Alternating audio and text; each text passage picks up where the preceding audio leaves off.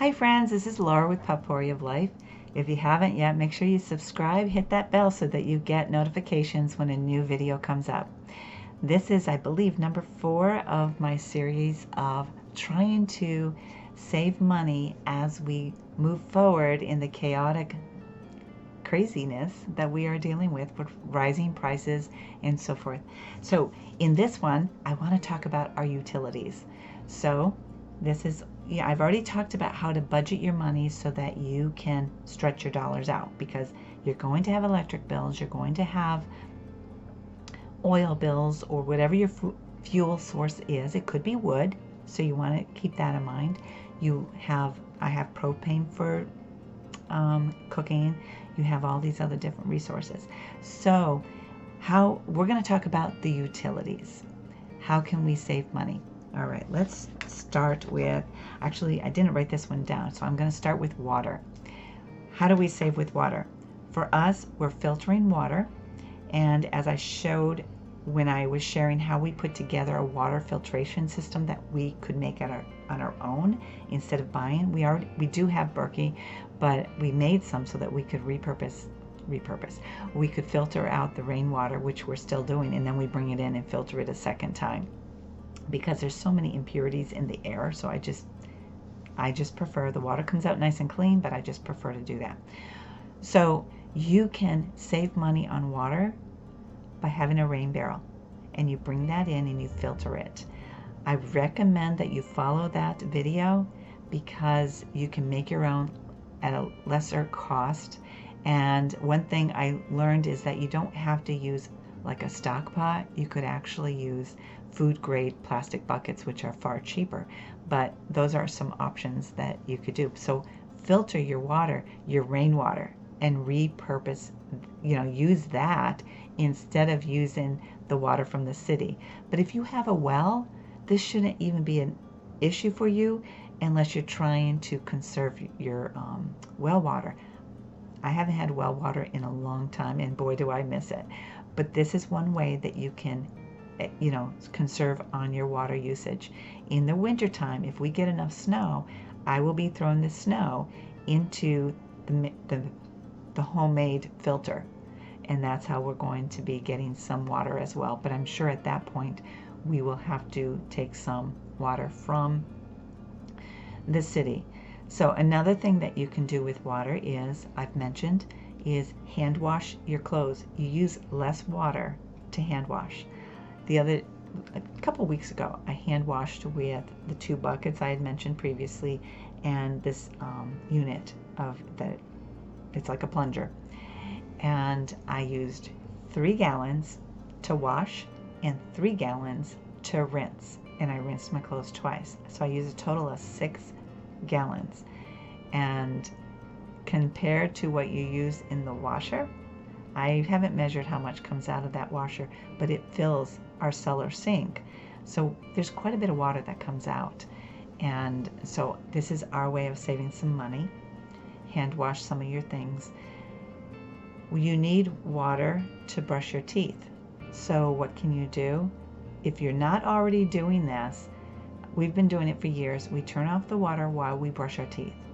When we put toothpaste, or it doesn't matter, we use homemade toothpaste, we have other toothpaste, as we're putting it on our brush, we turn the water off, do a quick rinse, and then start using it. You save a lot of money that way, and because you're not running the water. Do you know how many gallons of water you can waste? If you can, consider showering every other day. Whoa. Anybody who knows me knows that I cannot stand going a day without a shower. But I'm learning, because I want to conserve our water consumption, because even that bill has gone up, not grossly, but I expect it to eventually. So we conserve there. I make sure that when I do use the washing machine, it is full loads. So make sure you're doing full load laundry. When you are washing dishes, we do not have a dishwasher. Do I wish we did? Yeah. But what I do is, you can run your water, or you can have a dish bucket, and you just pour your clean water in there. You wash everything up, put it in your drainer, and then after everything's washed, fill that bucket up again with clean rinse water, then rinse all your dishes, and then do a good spray down on your dishes, and you use less water that way. Because when you're washing dishes and the water's running, how much water is going down that drain? That's one area. Let me see if I have any other water saving things. All right, I think there's other ways that you can save on water, but if you can collect your rainwater, you won't feel so bad. Because sometimes what we do, because when you flush, it's bringing water in, and that's what goes on your meter. So if after I've done laundry, yes I do, I save that water and I use it in the toilet to flush it, and that works. So it's just a matter of what you can do. If I don't have any, we just flush it, but it does save on water, and you're repurposing. And I don't know how bad things are going to get, and I haven't seen the water bill get as horribly priced as our electric, but I'm just telling you, if you need to conserve on water, think outside the box and do things you normally wouldn't. And if you need to take a shower every day, consider not washing your hair every day. First of all, it's healthier. It took me a while to get used to this. And so sometimes you might see me in a hat. It's either because I've been outside or it's because I didn't wash my hair that day. But I'm finding that the more I do this, my hair is actually not so bad. I did wash it today, but yesterday I had it in the video I was working on. I ended up ditching it because it was getting too long. It was actually this topic, and I'm like, I'm not doing this. So you might find that your hair is fine. And if you are one that doesn't have a lot of hair on the top of your head, you can just take a washcloth, do a sponge bath, and that kind of stuff. And folks, I used to give sponge baths to patients. You can do sponge baths for yourself as well if there is a problem with your water source. Yet, if you want to conserve on water and you still need to get into that shower, do a quick shower, clean necessary parts, and all that soap is going to get you all cleaned anyway. So consider that. All right, let's go on to, I think, electric. Turn your temps down on your home heat by 2 degrees. You're going to be cold, but as the cold season gets in here, you're going to acclimate to it. So consider reducing. It's hard, but I go around with 2 pairs of socks now, and I'm not ashamed of that. Although the outer part gets worn out quite a bit because I don't wear shoes. Wearing shoes will help, and wearing slippers over your socks will help as well. So wear thermals if it gets really cold outside. Use window light as much as possible. Today I don't have any lights on, so I know it's a little dark, but when I do the other lights it gets kind of bright, and right now it's okay. And so that's how I'm doing it. At night I have to use the other lights, and sometimes first thing in the morning I have to use lights. So if you can use natural lighting, do that. The other thing I did was I actually bought a headlight that is solar energy. I use that for 2 reasons. I use it so that if I want to read in the morning, sometimes I'm up at 4 a.m. and I want to read. Well, I don't want all the lights on. So I bought one that's very comfortable. It charges by solar energy, and then I can read a book if I choose. So you could try that. Use night lights. We have some night lights, some salt lights that are night lights, and we really like those. We turn them on at night when it's starting to get dark, and we turn them off in the morning. And those, since they have a turn off, you don't have to unplug them. Unplug all appliances that you don't need other than your refrigerator. I don't unplug my stove because I don't want to get back there, and it's just really complicated, but it's something that I would consider if I know that all my meals are cooked and it's like cold meals. Then I would consider it, but that's not where I'm going to go right now. But all other appliances, excuse me, mixers, Ninja blenders, all of those things should, if you're not going to use it every day, there's no need to have it plugged in. Printers, have them turned off if you're not using them in your house. I don't use my printer very often, and we have one of those bars. I just turn that off, and my printers are off unless I need them. And we're going through our house right now, changing out light bulbs for LED. I don't necessarily like LED bulbs, but they do save on your electric bill. Let me see. Okay, so night lights, LEDs. Unplug appliances not in use. Use headlights. Okay, I've got those without even checking. All right, let's see what else I might have. Okay. Check your windows and doors to see if you have any leaks going on. If you can feel a breeze or coolness at your windows during the winter, you know you need to seal it up somehow, or have some sort of window protection to keep the cold air out of your house. They do have those plastic things that you can Velcro or whatever it is, sticky tape, but then it's a lot of cleaning later on. So what I'll be doing, even though we've insulated our house really well as we've made adaptations and updated our home, we put in more insulation. Like here in the kitchen last year when we did it, we found spaces that the person who built it never put insulation in. So that's why our kitchen used to be so cold, and now it's not. So our furnace doesn't kick on as much, and that's what we enjoyed last winter. And so I look forward to it not kicking on as much before. Again, sorry, I twisted my words there. But our windows still get cold. So what we did, and I told my husband I do not want him hurting his back anymore, taking the air conditioners out anymore. And we wash them out at the end of the season and in the beginning. But we've put covers on the outside as well as the inside. And the next step, because even around it, there can be openings of cold air coming through.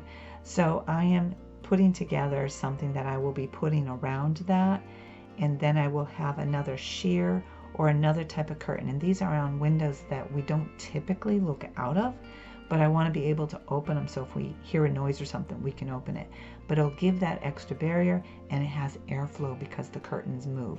Whereas the plastic doesn't allow that, but it does do the job. Most especially if you are in an apartment where you have no control how the windows are, that's something that you can do. But if you have the availability of used sheets, used whatever, you can make curtains to go behind your other curtains, and that might help. I know that the curtains in my kitchen might have openings and stuff, but they're all, the winter ones are insulated, or they have a different lining in it, so that helps too. But then again, it's kind of like, I know cold is coming in, so I want to do something a little bit different there. What else? Evaluate. Oh, and for the doors, you can do draft doggies. So we're going to do that like on our front door. We're going to make sure we have it in our cellar doors and stuff like that. And you can put those on your windowsills too, folks. So on the middle part you can put it, and you can also put it on the base. And when you do it, you don't have to buy them. I can make them if you want me to make you some.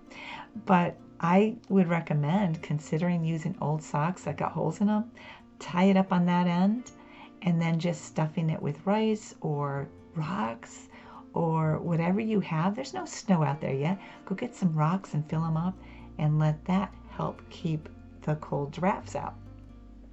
Now, I probably won't do it on our back door unless it's at nighttime when we're both in bed, because if I put it on there while we're out and about, you know, like one is not here, then like when my husband comes home from work, it's going to be hard for him to get in. So think wise about what doors and when you put them on. Let's see. So check that. Evaluate. This is a utility. Evaluate your cable needs for your entertainment. Consider getting Netflix. But if you're a sports enthusiast, you're not going to give that up. If you're an HGTV person, you're not going to give it up. And most especially if you enjoy that during your time off. See, I'm not here to say give up on all your luxuries. I'm here to say, where can you cut so that those luxuries are more enjoyable for you? We don't get cable. I don't. It's just crazy price-wise. But what you can do is there's Netflix. And I forgot, that's been going up in price too. But there's another one. I guess some people use Hulu. And there's two Christian ones for those who are interested. There's PureFlex. I haven't done that one, but I did look into Salt Flex. And that one is all Christian based with moral values. And what I think it is $5 or $6 a month. So that's an option for entertainment needs. And if you think about a DVD can be $5 to $20 depending on what you're getting. That $5 to $6 for whatever the price is, that more than pays for one DVD if you enjoy DVDs. So, and we have classics. We have the whole MASH series that we bought years ago, and I hope they don't wear out, because my daughter's series, one CD that's her favorite wears out, but has worn out. I don't know if she replaced that particular one, but we have other ones that are classics, and maybe other people wouldn't like them, but they bring us joy. And if I'm like in the winter months, I might watch them, but I have been so busy when David's working. I am not on the internet much, and I'm not watching TV, so we unplug our TV. We don't need it. But I'm going to talk to my husband about that Salt Flex. I learned about it a couple days ago, and that might be something we look into, because I would rather be fed healthy, wholesome shows without the advertisement of stuff that's not wholesome and does not have value that can enhance our thought process. Okay, that's just me, folks. If you have CDs, consider using them. Another thing to do is turn off your TV, unplug it, because it's taking power. It's using power every day, every moment that it's plugged in. Take that out. Anything you don't need. If your house is no longer needing a dehumidifier, make sure it's plugged out. Make sure you take the plug out and then wash it. And I hope that you're washing those buckets frequently, because if you don't, it builds up mold and mucky. So make sure that they get cleaned out. When you're when you clean your toilet out, bring them up and empty it, and then wash them too. Plus it makes it run more efficiently. So let's see, what else can I think of that I wrote notes on?